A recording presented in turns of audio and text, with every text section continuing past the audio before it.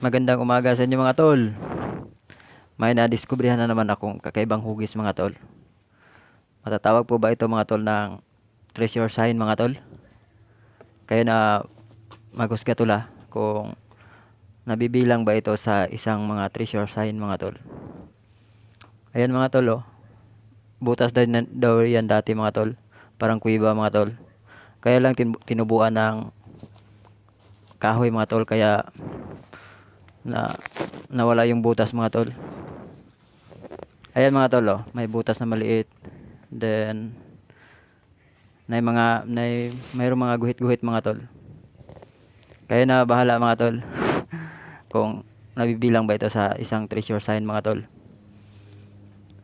Subscribe nyo na lang mga channel ko.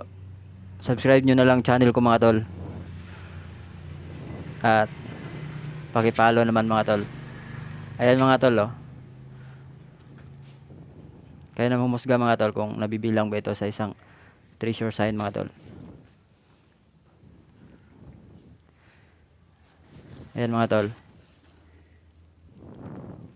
Marami pa akong video mga tol. Maghahanap pa akong ng mga treasure sign mga tol. Kasi medyo hindi ako busy ngayon mga tol. Ayan mga tol oh. Subscribe nyo na lang mga video ko mga tol. Sabi ng may-ari nito mga tol, malaki na itong butas dati. Kaya lang oh, tinubuan ng isang kahoy. Kaya nawala yung butas. Actually mga tol, malaki itong bato na ito mga tol. Dito ko lang binidyohan mga tol kasi parang ano na sa likod mga tol.